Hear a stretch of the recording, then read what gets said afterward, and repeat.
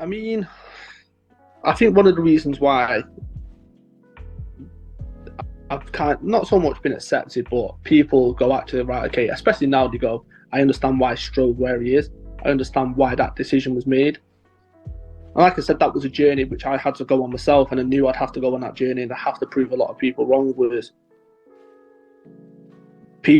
I've kind of made a point and made an effort of going, look, there's two different versions of Stroh. The one you seen in 2011, which was dressed like he was about to go burgle a house, madly aggressive, like young, immature, didn't understand, and I've already said, didn't understand UK battle rap, didn't understand the writing, the complexities. I was just a fan and I just wanted to throw myself in at the deep end, and that was never me. Whereas through this journey, people have got to see the actual proper Stroh, the authentic, the one where I'm willing to come and give you advice, and you can speak to many different people in the UK in terms of battlers, especially ones that are coming up who I'm booking from Undisclosed. I'm always giving them tips and advice in terms of, look, don't oversaturate yourself. If you're going to book a battle, make sure the battle makes sense for you going forward. Have a plan in mind in terms of, right, okay, where do I want to be this time next year? Don't move away from the plan, because there's so many leagues now, and I don't want people to get themselves in a position where they've got a hot streak, but then because they're constantly getting booked at every single card, fans don't want to see them anymore, because that goes against what I want the UK to be. I'm not just talking from a Prem point of view, I'm just talking from a UK battle rap point of view, in terms of we've seen it so many times where you've got a fan favourite, but people get bored very quickly. It's like, yeah, it's just general good advice for a performer, isn't it? You can't expect to be missed if you're around all the time, and you certainly can't produce anything new if you're constantly talking about the insular nature of your experience. You've got to bring something new to the table. You've got to go away for a minute, and you obviously can't run the risk of spaffing it up the wall for one thing when the execution is just as important as the timing. So, yeah, that's just good advice, man. That's not, anything that's necessarily unique to battle rap. No, and the thing is as well is I think people have got to see the actual proper side of me, the loving side, the caring side, the one that's willing to do whatever it takes to make sure the event's great. Like, I take it personal in terms of Undisclosed 5's the perfect example.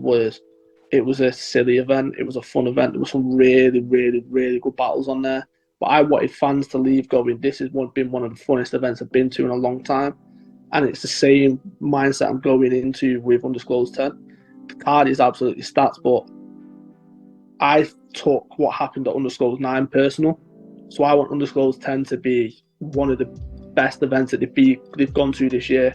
And it's going to be difficult because you've got the plug, and that's just an absolute monster and mega card. But when you look at UK battle rap and you look at the people that are on this card, you've got Osh, Goat, Funny, Legend, Comedy, Harry Baker, Legend, Comedy, Shuffle, like Marlowe. You've got Quilkenby. Man, that poster just looks like a freaking Mount Rushmore, man. That's what it looks like. It looks like, wow, he's on it. Wow, Jesus fucking... Like, it's great. It's fantastic as a card. It really is.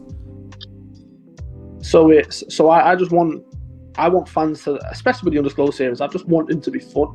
Like, I want people to look at, why has that battle happened? And then you go, oh, right, okay, now it makes sense why he's got that battle, because this is actually hilarious.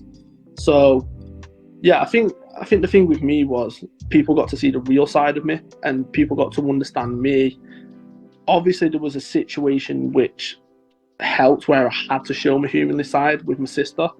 And people really got to understand me and what I actually stood for and what I meant for, because it's so easy to judge someone from behind the screen when you're just watching them on a film and you're watching. I think that's the reason, and me and Briggs have spoke about this, and I'm not even exaggerating, it must be 1,000 times. Me and Luna was the perfect storm in terms of two different styles, two different ways to approach the battle. One who you can clearly understood battling, the writing, the multis, just the persona, how he sold himself, and then me who was just young, raw, didn't fully understand it, didn't fully grasp it. And because of the aggressiveness and he's so calm, that's one of the reasons why it just catapulted the way that it did.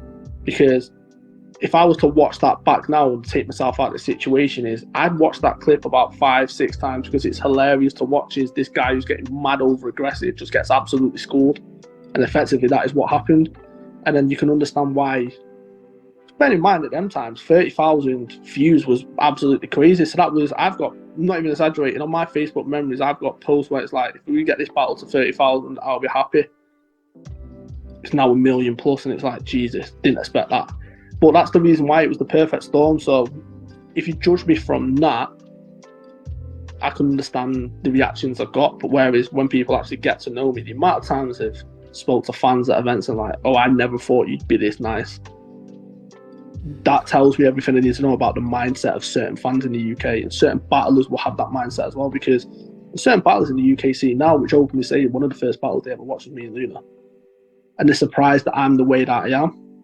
So I kind of enjoy it at this point. It just makes me laugh because I'm like, yep, another person to prove wrong, another person that I've just kind of got rid of this idea in the head that Stroh's just this mad over aggressive angry guy. It's like, I'm not.